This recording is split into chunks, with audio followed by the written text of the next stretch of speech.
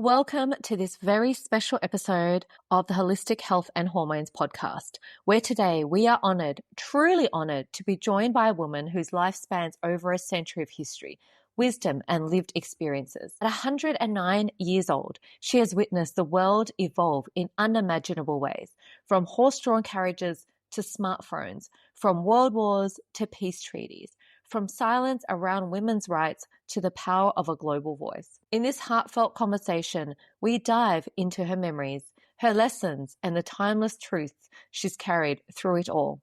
You'll hear stories from a childhood that predates most modern inventions, reflections on love, resilience, change, and her inspiring thoughts on what truly matters in life. This is more than an interview. It's a bridge between generations. So settle in, open your heart, and join me in receiving the incredible wisdom of a woman who has not only lived through history, but has shaped it with grace. Let's begin.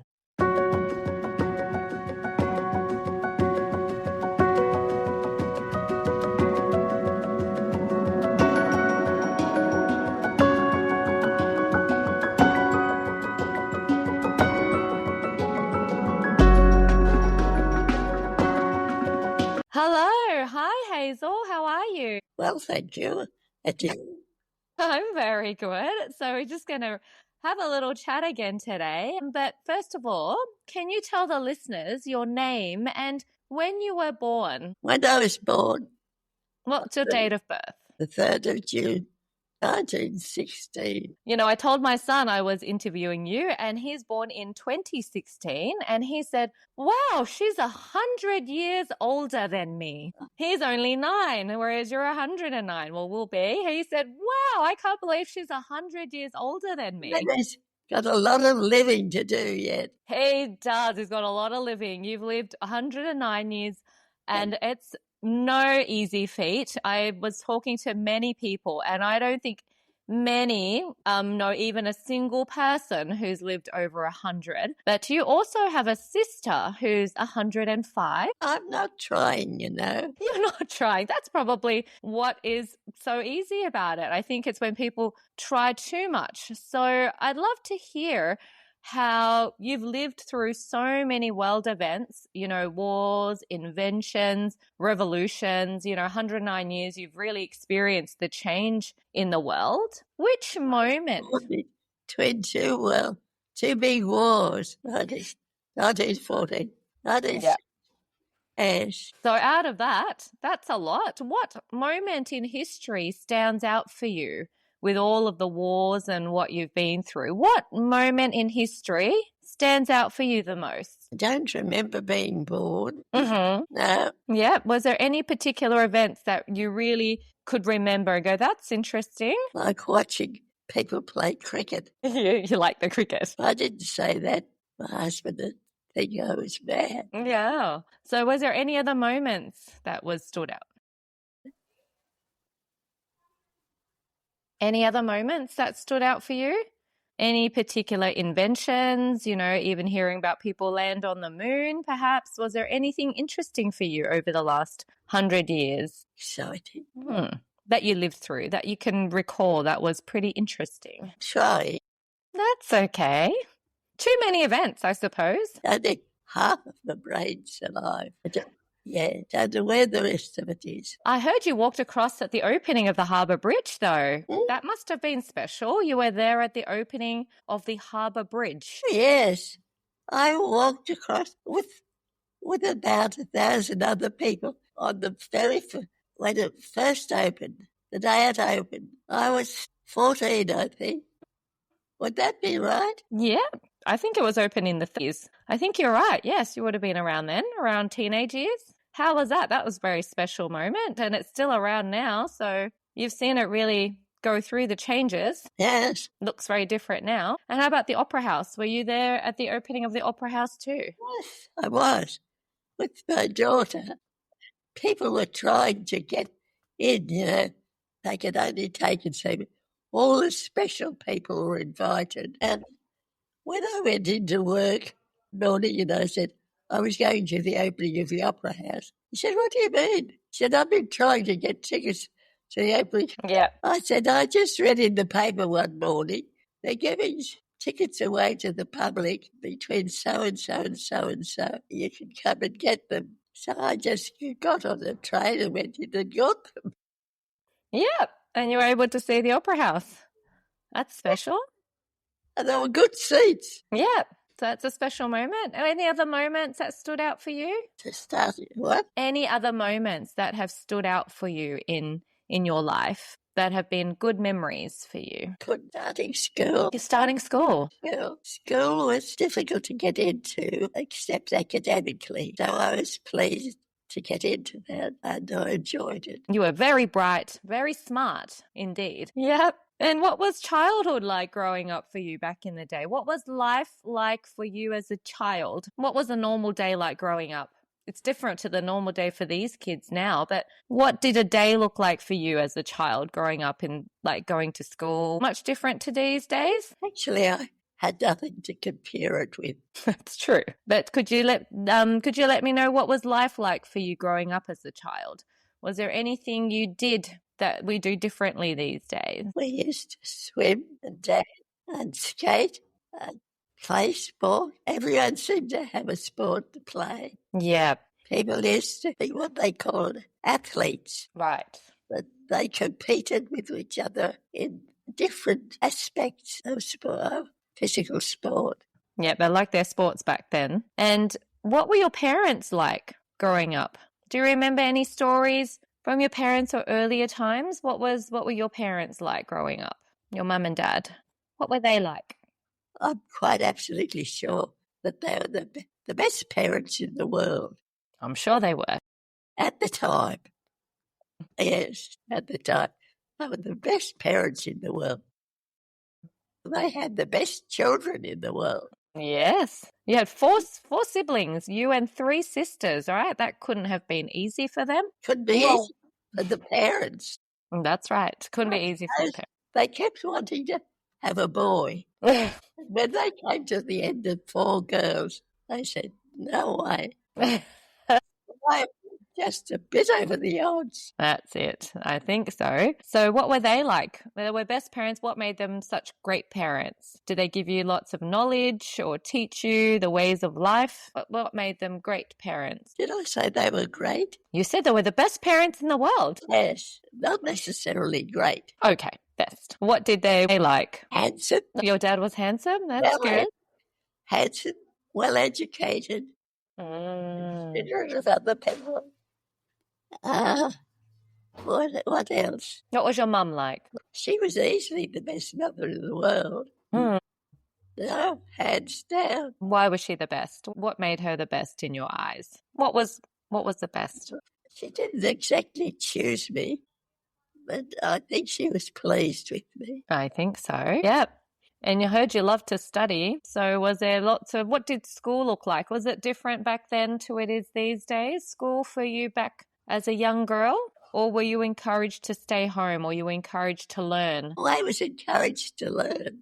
Okay. Whether I did or not was up to me. It didn't take the big stick to me. No. So what was school like? Did you enjoy school? Was it different? Loved it. What was your favourite subject? Oh, you loved art. I hear you're a great painter. We're going to famous academic school. There was only 1 art class each year, but I'm still coming top of art classes. I just do. You're very creative. You've got some beautiful paintings. You loved to paint. You were natural. No, I don't paint anymore. And what's more, the ones we have got, some of them I painted about 60 years ago. I suppose you get to the stage, I haven't got any more room, pictures on the wall. But you were very gifted. You were very talented. What was I very? Very talented in painting. Oh, I liked it. And what was a typical day like? What was it? Yeah, you loved painting. What about when you were working? What was a typical day like for you in your 20s or 30s? That was when I got married. Yep. And was married life different back then? Was married life different back then in your 30s as you think it is these days? Different. Yeah. And what was married life like for you in your 30s? Pretty good. Pretty Yes, I had a good husband. Mm-hmm. Beautiful children. Shush, Yes. don't tell Sue. Okay. She's very beautiful. Yes, of course. Of course. So was there anything different you did back in your 30s as women in their 30s have these days? Was it more harder, do you think, back then compared to what maybe your daughter went through as a mum? I didn't hear any of that. That's okay. I was just saying, what was a typical day like in your 30s as a mum compared to, do you think, the mums these days? Did you have it easier or harder? I worked as well as being a mum, although you can't do both very well. But you do one for yourself and one for the family. Yes. You had to juggle because some of them back then were a lot of housewives, but you were working very hard. You know, you hear of the 50s and 60s housewives, but you were quite hard at work. You weren't the typical housewife. I said you weren't the typical housewife. You were quite hard working. Hard working. I don't think I was a typical housewife because I just kept working. You loved working. I liked working and it financially improved our status, which sounds good, but all that meant was that I helped pay the rent. Yes. What was rent like back then? Was it expensive for what you earned? How much money were you earning then? Rent's always too expensive. What was the wages like in your 30s? Everybody, if their rent's too expensive, well, if it's not very expensive, they go up until it becomes expensive. Do you remember how much money you were earning in your 30s? What was people getting paid back then? What was the salary? Do you remember how much you were getting paid? I don't know. $10 seemed a lot of money in those days.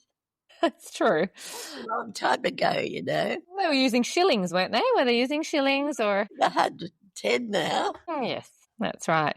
So only about $10 was a lot back then. Everything was probably very, very cheap, but you weren't earning as much. It's all relative.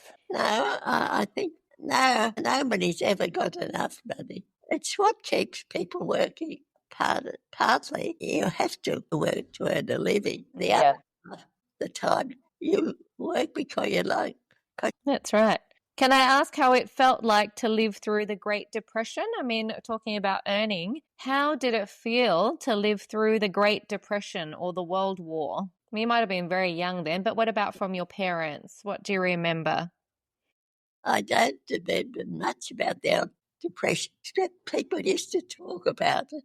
But what did they say? We didn't have a very depressed time, I don't think. What did your parents say? Well, they thought it wasn't good. They had too many children and not enough money.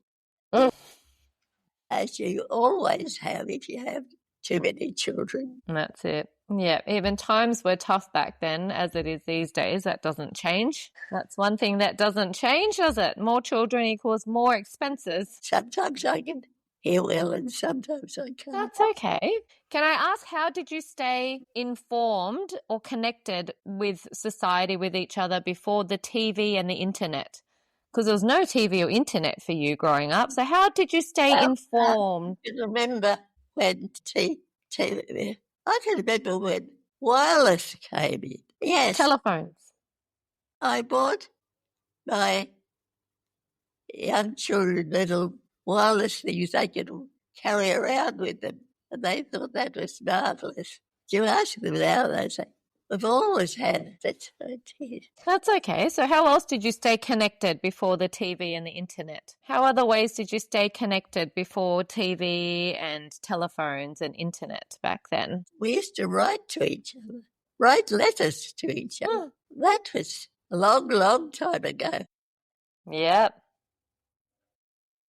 If you left home, you were expected to write back to your mother and father every now and then to let them know how you're getting on. Mm-hmm. Yep. It probably gave them a rosier account than was actually truth. Yes, exactly. Lots of letter writing, not like now. It's too easy now with the phones and the internet. You can just call people or text them in 1 second. But yes, but sometimes what's very handy in one way is a fearful nuisance in another way. You're right. You can easily get in touch with 1, 2, 3, 4, 5, 6, and the 1, 2, 3, 4, 5, 6 were trying to keep the sound out. It's a bit of a mixture. That's right. The best idea is these little things everyone carries round with them. Everybody looks like a moron. They put their hand in their pocket, bring the world out, and start reading. It's the truth. Yep. Everyone's got the world in their pocket. That's true. Very different times now. They don't know what they've got. It's different times these days. It's really shifted, all the technology now. There's good and bad. Be careful what you wish for. That's true. That's a good tip. Is there something from the past that you wish still existed today? Growing up, do you wish there was something that was still more in existence today? Maybe values, core family values or habits or traditions, which we've lost over the years? Fundamentally, no. Okay. People carry these things with them in families. They bring their children up a certain. You get to a certain stage, you have to decide for yourself that you're brought up a certain. You do this, you do that, you do. Be considerate of other people. You learn to read, write. You learn to improve yourself. You have a favourite sport. You have a favourite book. You like reading. You loved reading? What reading did you like? Love fiction? Did you like reading stories or, fiction or non-fiction? Stories or facts and history? What did you like reading? I liked reading everything. Wow. Everything I did. I liked history. So living to 109, I mean, that's a feat not many people can claim, but even living to 100, I guess, what do you believe has been your key to a long and healthy life? Would you like to share your secrets of what has been your key to a long and healthy life, do you think? I didn't have a great many worries. I grew up in a comfortable home with mother and father, 3 sisters. We had a pretty good life.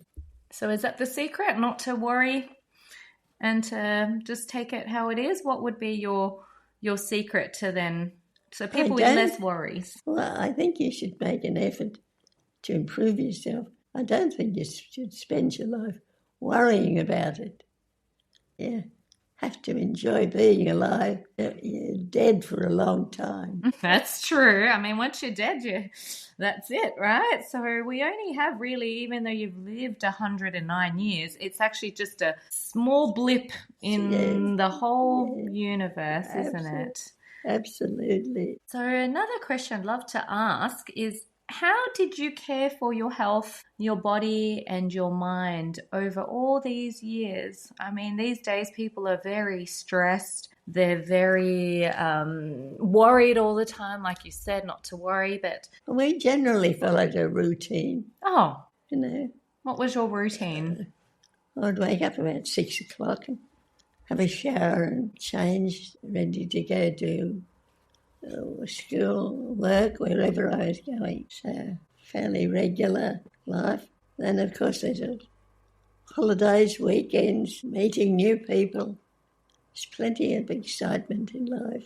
I'm glad some people think so. Some people think that life, they don't value life, or they're very stressed, they take their own lives, when there is so much beauty in life. And to live to 109, there's a lot of young people that can't see through their problems, and the only way out is, unfortunately, to take their own life. What would you say to people like that, who are going through hardships? I couldn't say anything to them because I've never felt any desire to kill myself. No, not that, but some people can't see through their problems. So how did you work through your hardships a lot of the time? Because you would have took them for granted. Yeah. Just something that had to be done. Yeah, just live through it, tough it out. Don't remember it worrying me too much. Yeah, because I'm sure you've gone through some hardships as well. We all have our ups and downs in life. Oh, yeah. But you just work through it. Yeah. Yeah. And what about taking care of your body? What did you do particularly to live to such a ripe old age? Was there any secrets to eating certain foods, or to taking care of your body? Because most people don't these days. I always wasn't a heavy eater. Not a heavy eater, so to eat I lightly. wasn't a heavy eater. I used to eat well. That was my mother taught me to do that. Did she cook? What was the food like back in the days? Oh, my mother was a good cook. Oh, what did she make? What was your favourite dish? Just about like everything. Oh, you're a good eater. There's nothing picky.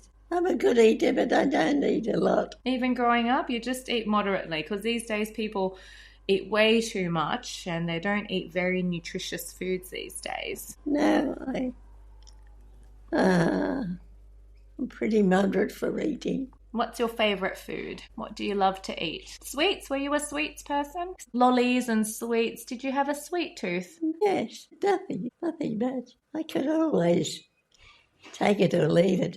Yeah, that's the key, is it? To just eat moderate amounts. Yes. If it was there, why not enjoy it? But I didn't go looking for it. Right. What about alcohol or coffee? Any other favourites? Did you drink? Were you a drinker? I drank anything, but hardly anything. I like drinking. I liked whiskey. Oh, whiskey. Was that a sometime thing, or did you have that frequently? And how much did you have? Oh, no. Just used to meet neighbours for Friday night. We'd have a whiskey. That's about it. Just the one whiskey on a Friday night. That's nice. Mm-hmm.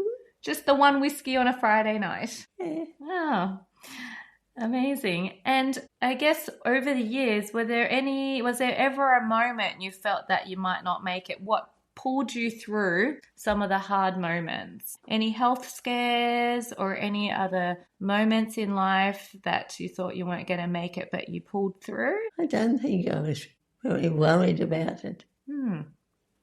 That's the key, is it? Not to be worried. I don't say I don't care, but I don't worry about what might happen. Yeah. Cope with it as it comes along. Yeah. Take it as it comes. It's about all you need to handle. That's a secret.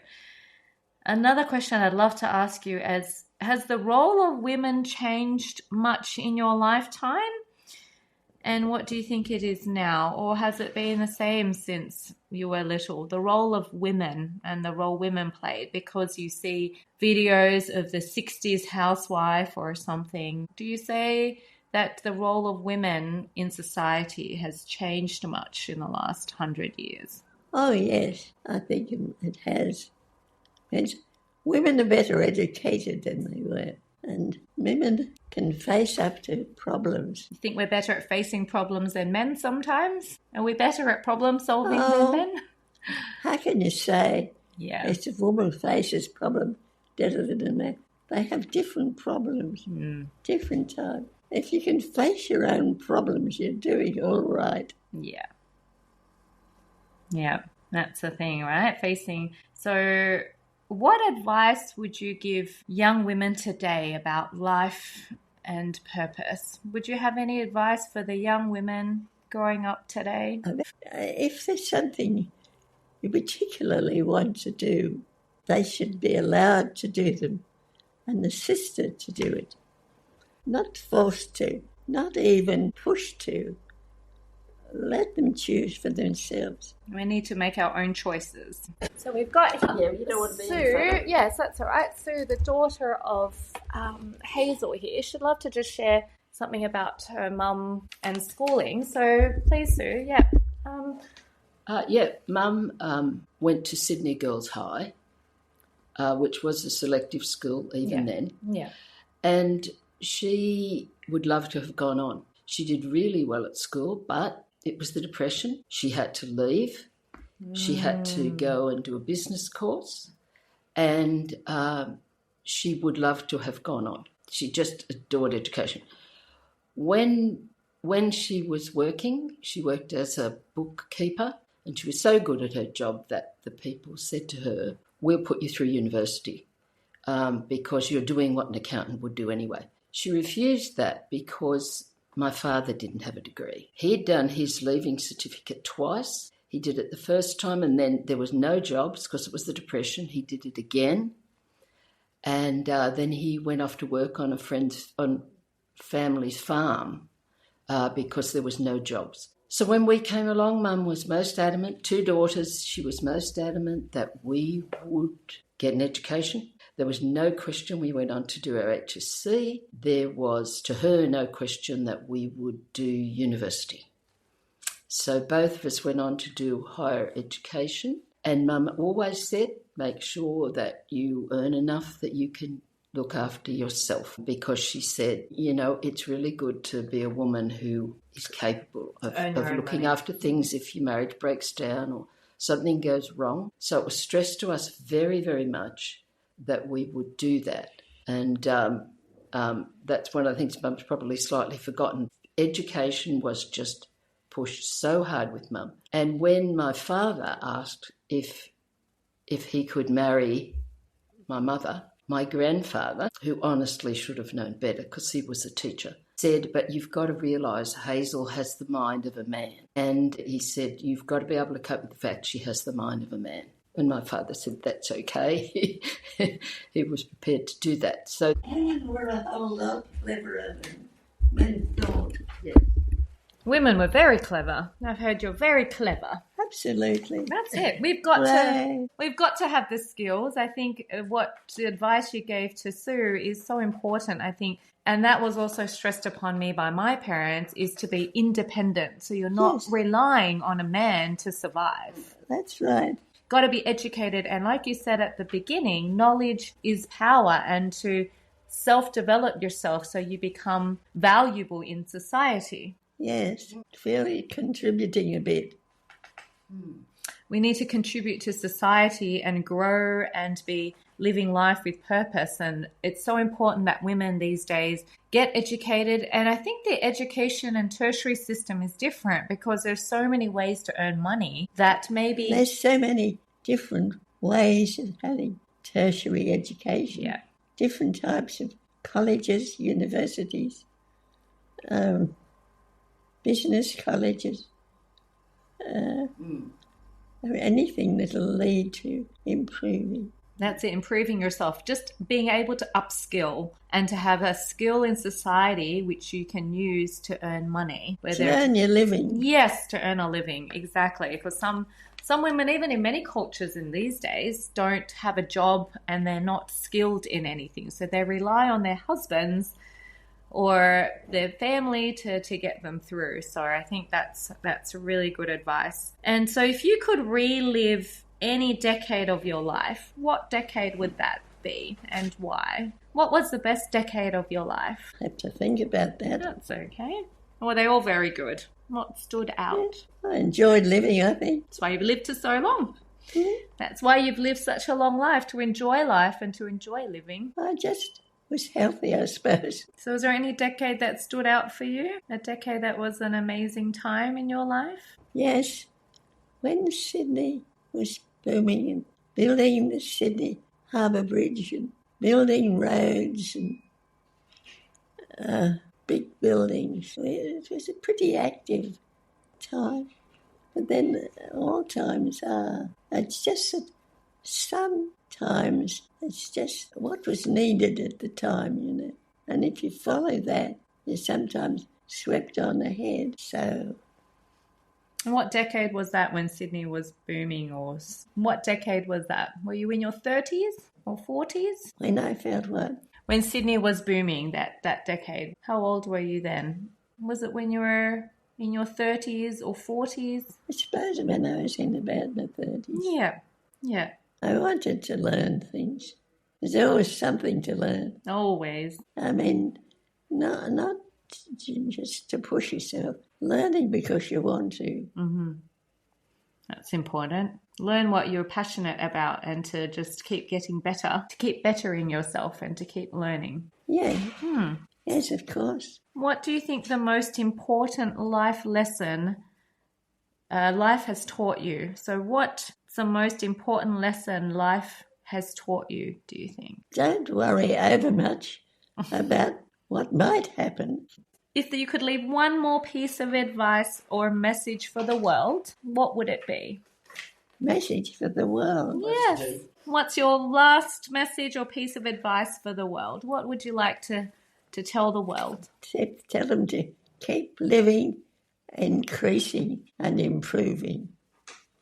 It's a good message. Thank you so much, Hazel. She's done amazingly well. So love to thank you for taking the time to share a little bit of your life with all of our beautiful listeners. And we hope that you can all strive to live to well past 100 with some of our Hazel's advice here. So thank you so much. My pleasure.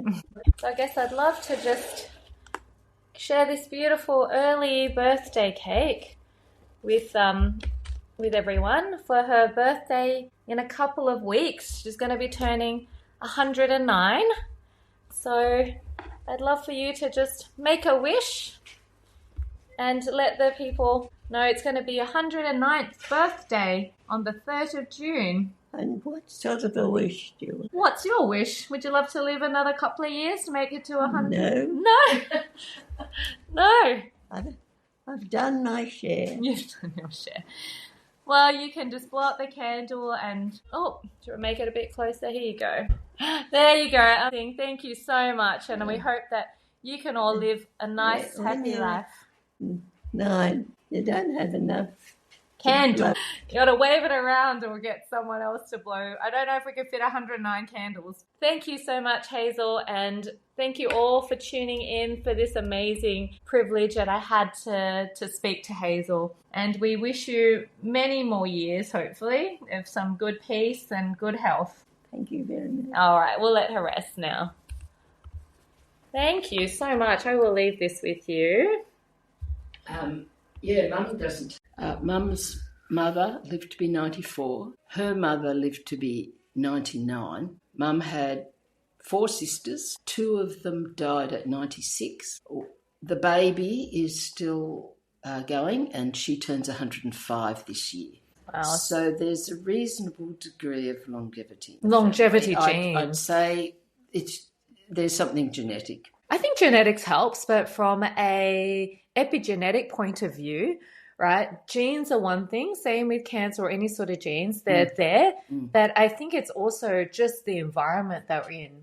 Yes, and I think Mum was brought up in an era where she ate everything. They ate butter, cream. My grandmother cooked with all those things, but it was all fresh. No processed foods as much. There was no processing of foods at all at that time, and they just all ate good, fresh food. But they didn't say, oh, we won't have dessert or we won't have, you know, if they did have something like ice cream, because my grandmother had made it and she's made it with cream and all those sorts of things. So they just ate full cream, everything, but just had the balance of food. And whatever it was, it worked with all of them. To this day, Mum's not on any major medication.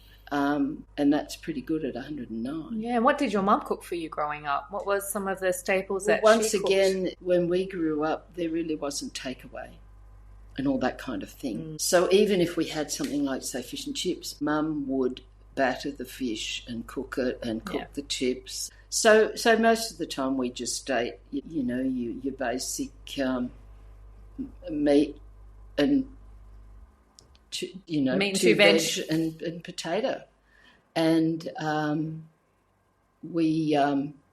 chicken wasn't around much then. You'd get fish maybe once a week, and it was a lot more lamb. Oh, wow. A lot more lamb than it is now. It was cheaper then, and chicken you had at birthdays because there wasn't much chicken around at that point. So you just ate everything that was home cooked. Was the point. You didn't, you know.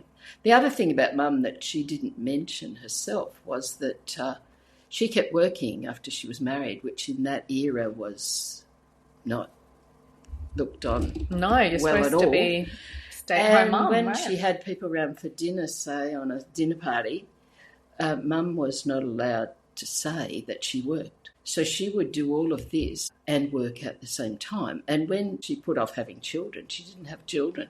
until well into her 30s. Wow, that was late back then. Yeah, very late back then. And my father, who was an only child, wasn't all that keen on having children. So she said in the end, she thought, well, if I want children, I just said to him, well, you take precautions if you don't want children. So she had worked right up until, I think, the week before my sister was born, because my sister was born 6 weeks early. Mm-hmm. And she didn't even have any clothes. Her sisters had to rush out and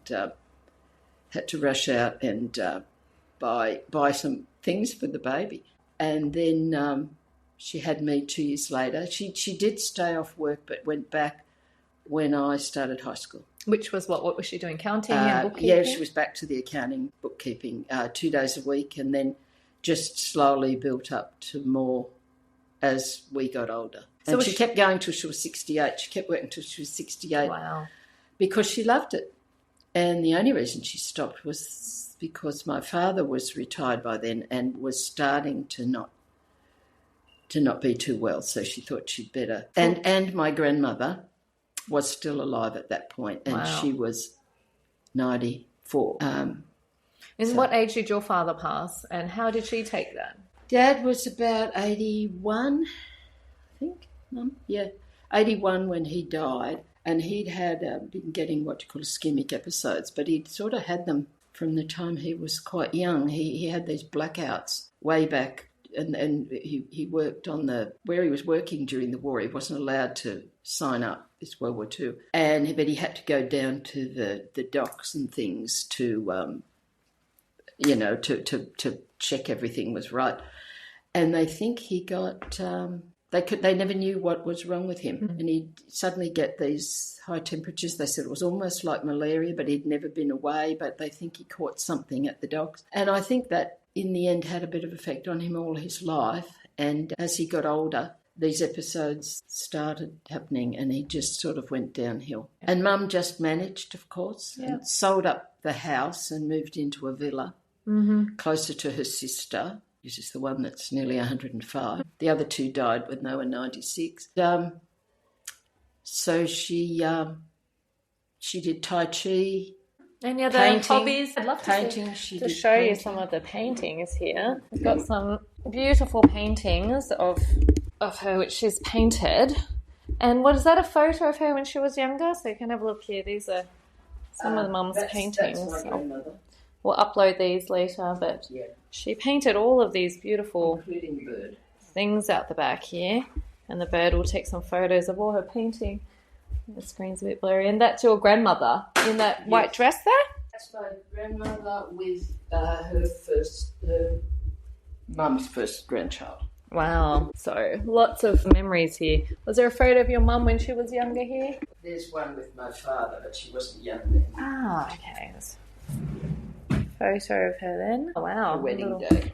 Her wedding day. Look at that. Gorgeous, beautiful photo. I know your mum was very forward thinking back then. She didn't want to get married. And oh, wow, there's some great photos. I might take a few of these and upload. This was when she was young? Oh, that's when we were young. That's me.